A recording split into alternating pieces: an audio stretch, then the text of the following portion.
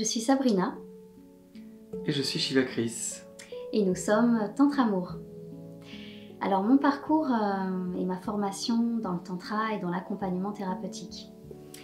Eh ben, je dirais que cette grande aventure a commencé en 2011. Donc on est en 2024, c'était il y a pas mal d'années maintenant, 13 ans. Et je dirais qu'en fait, il y a vraiment un avant et un après. Je me rappelle encore de ce 11 février 2011, donc il y avait beaucoup de 11, c'est la magie des chiffres. C'était mon tout premier stage de Tantra. Et je dis qu'il y a un avant et un après, comme s'il y a eu une page qui s'est tournée entre ma vie d'avant et puis tout ce champ des possibles qui pouvait enfin s'ouvrir dans cet après. Et je salue et j'honore tout ce travail de transmission que j'ai pu recevoir grâce à mes mentors de l'époque, Marisa Ortolan et Jacques Lucas, qui co-animaient avec Horizon Tantra, qui ont co-animé pendant bien 20 ans des cycles de stage, et c'était juste une aventure merveilleuse et je les remercie encore de cette transmission. Et donc j'ai démarré le Tantra en 2011 avec un tout premier stage qui a été vraiment une grande révélation. J'ai continué ensuite à vivre des stages de Tantra mixtes, donc pour vraiment, en fait, ça a été comme un atterrissage, comme si je me trouvais, mais vraiment comme si j'atterrissais en moi, je débarquais dans mon corps, je me sentais enfin dans ma vitalité, dans mon vivant, dans l'énergie, dans mon énergie vitale, alors que j'étais quelqu'un de très rêveuse et d'un peu de pas vraiment là et de pleine d'espoir, pleine d'intuition, mais il y avait beaucoup de choses pas incarnées.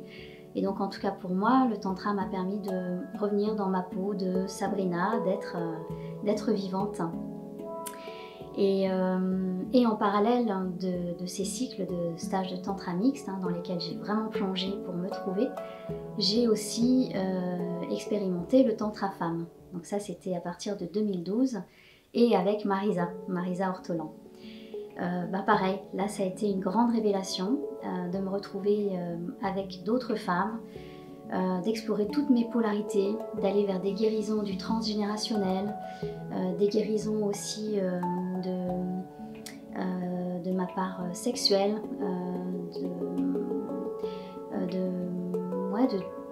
de redécouvrir une nouvelle sexualité plus, plus sacrée, de retrouver des sensations justement au niveau de ma sexualité. Donc ça c'était les effets du stage. Voilà, tout un tas de découvertes intérieures. Et je peux vraiment le dire que avant le Tantra femme, j'étais pas une femme, j'étais pas vraiment une femme.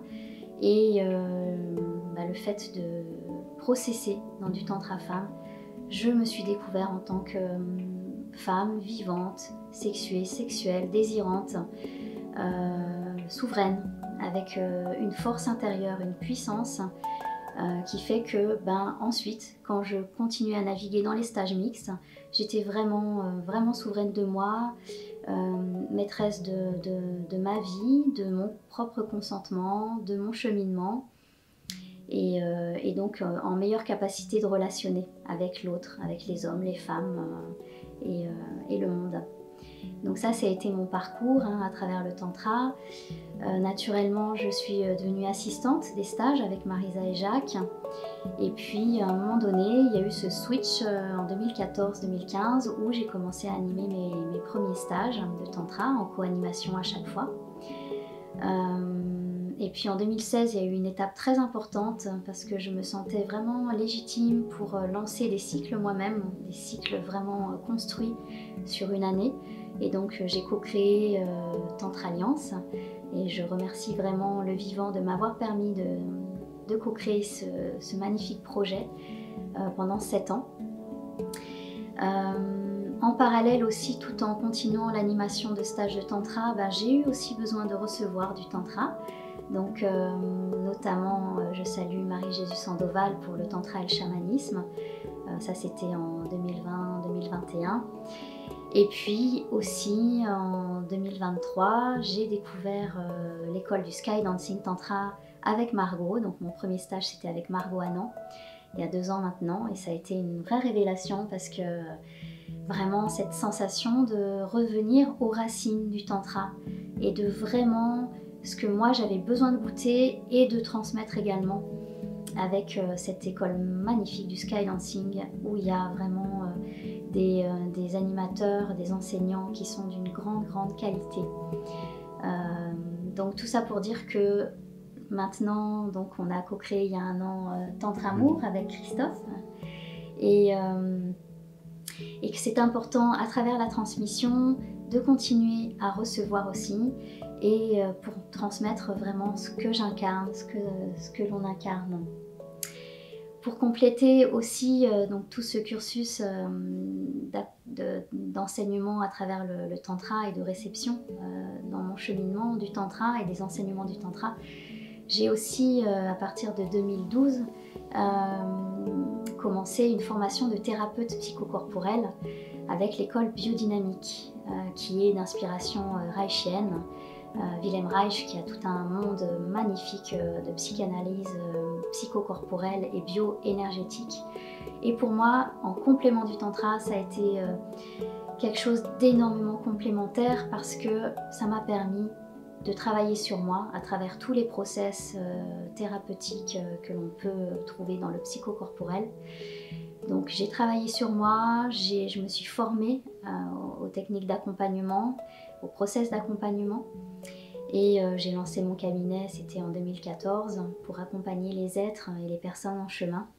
Et pour moi, c'est vraiment important en tant qu'animatrice de Tantra, d'être aussi thérapeute, d'être en capacité d'accueillir les personnes qui cheminent, d'accueillir leur process, leur remontée de mémoire éventuellement, et d'être vraiment dans cette capacité de présence, d'accueil, de soutien.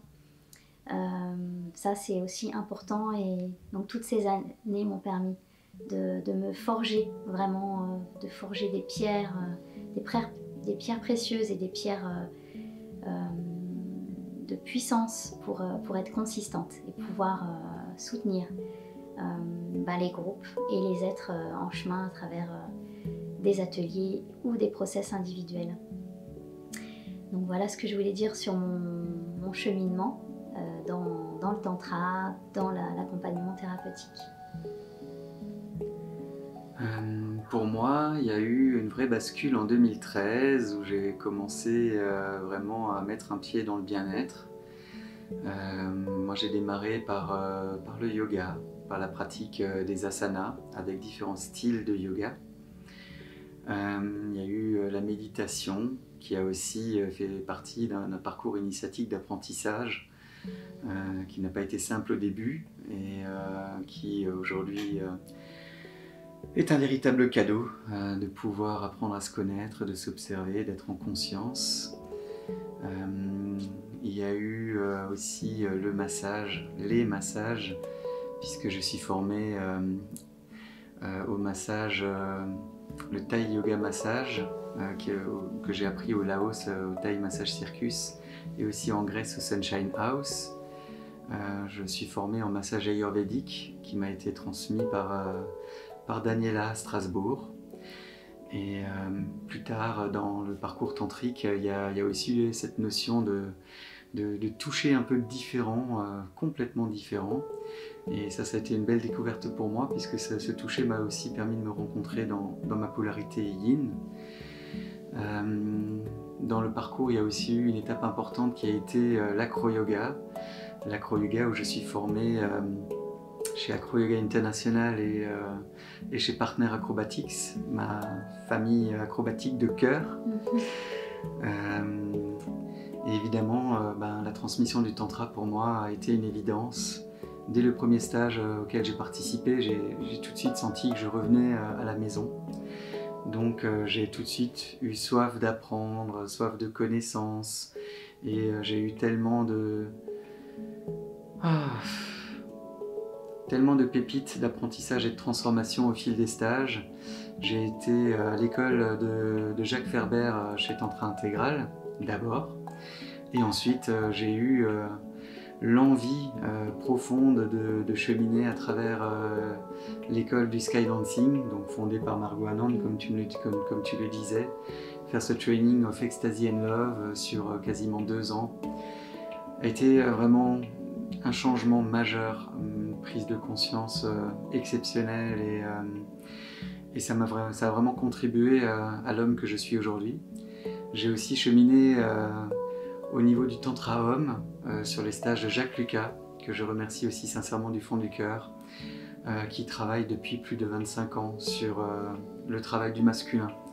Aujourd'hui, je pense que c'est fondamental que les hommes puissent naviguer dans ce genre d'espace pour vraiment créer un lien de fraternité avec les autres hommes, sortir un petit peu du schéma classique du patriarcat et de la compétition, de la comparaison qu'il faut vraiment laisser de côté. Enfin, il ne faut pas le laisser de côté, mais en tout cas, c'est intéressant d'aller voir une autre facette du lien qu'on peut avoir entre hommes, du lien de cœur qu'on peut avoir avec nous-mêmes.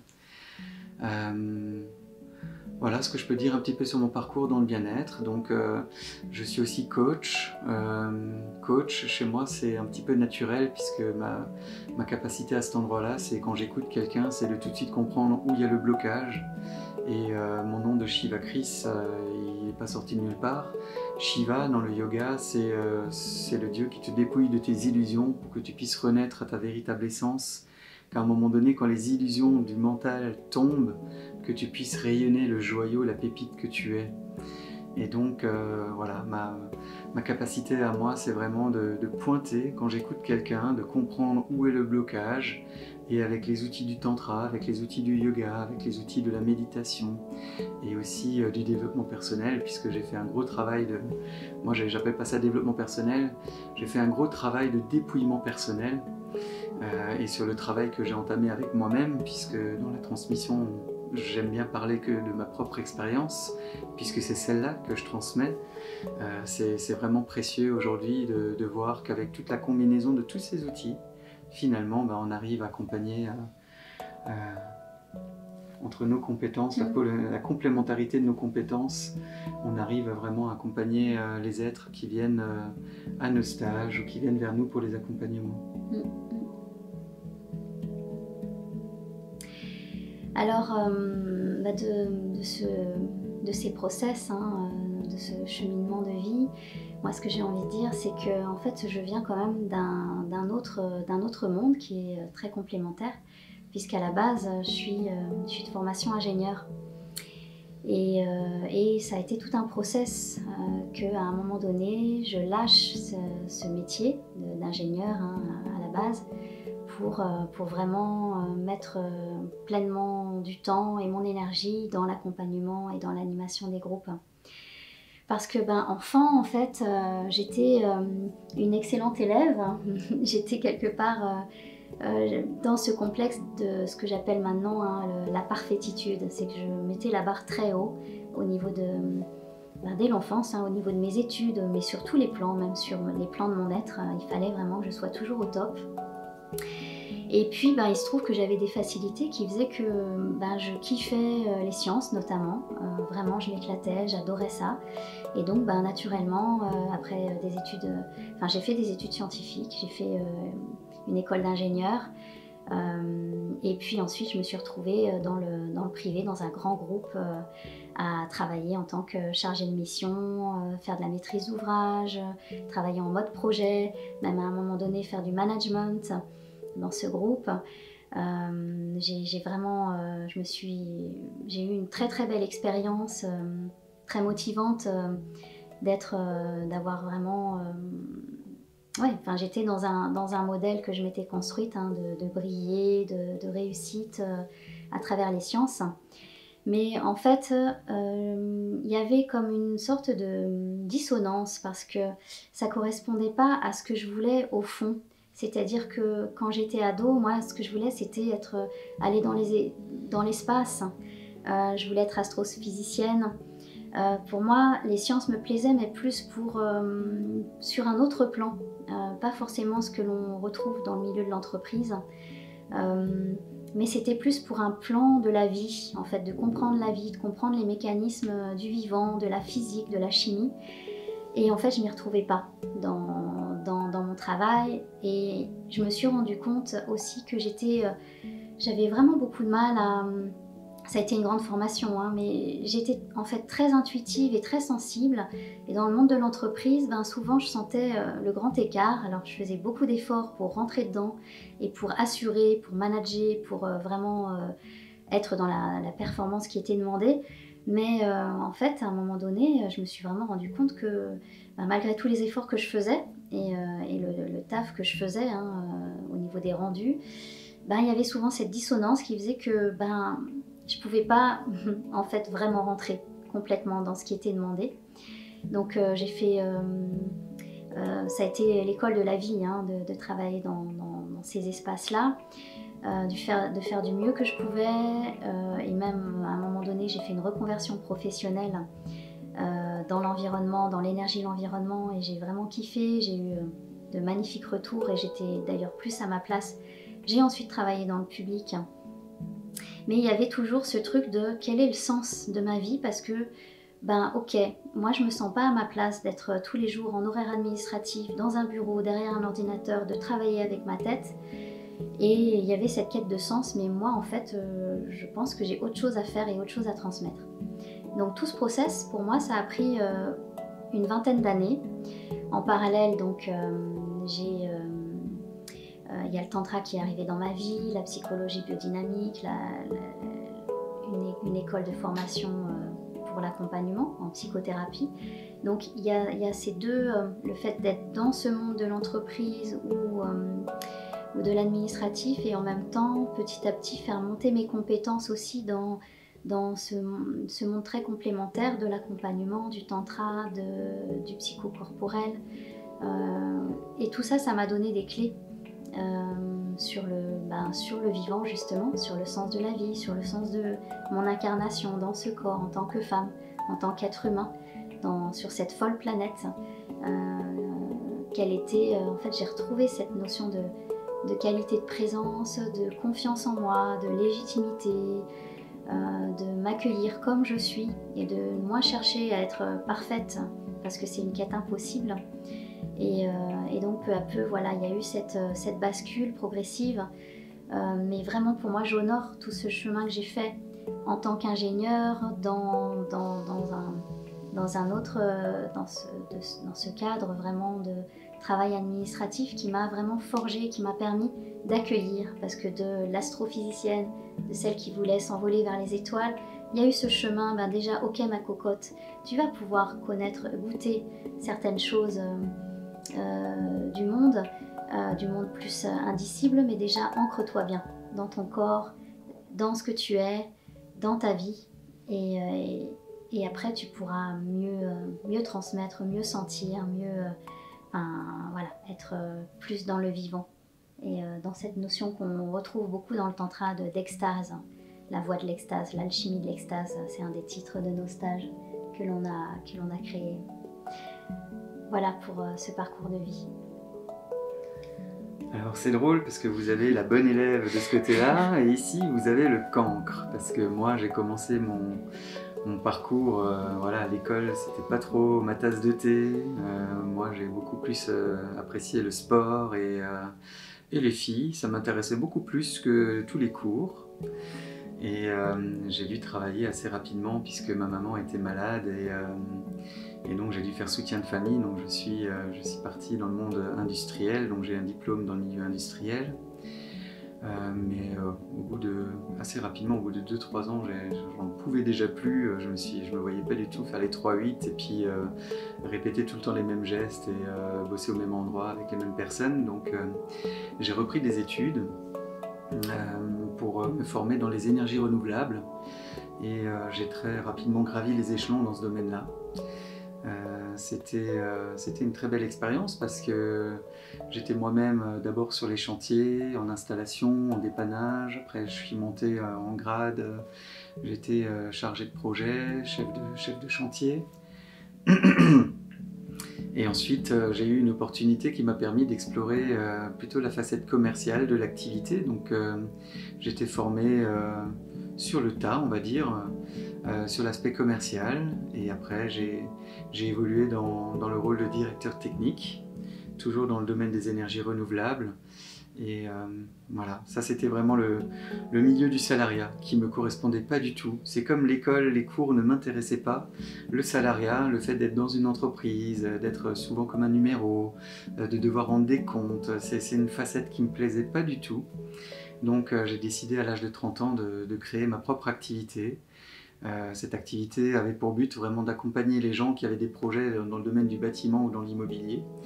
Donc soit la revente de terrains, d'appartements, de maisons, ou dans le bâtiment plus spécifiquement dans l'accompagnement de la construction, de la rénovation, de conseils, de conseillers techniques, de négociateurs de tarifs, de faire le lien entre les artisans et les gens qui n'y connaissaient rien, histoire de sécuriser leurs projets. Et ça c'était vraiment la première part de cette vie était vraiment de rentrer. J'ai vraiment navigué ça avec beaucoup de joie d'apprendre et en même temps toujours avec une forme de résistance.